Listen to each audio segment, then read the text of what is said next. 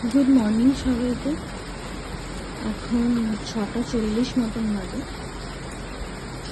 আর সকাল থেকে শুরু হয়ে গেছে বৃষ্টি। রোববার দিন আজকে, আর সকাল থেকে বৃষ্টি শুরু হয়ে গেছে অলরেডি। হাওয়াও দিচ্ছে।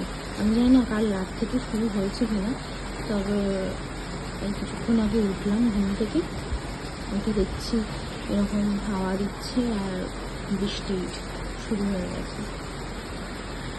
ঝড় আসার তো কথা রয়েছে,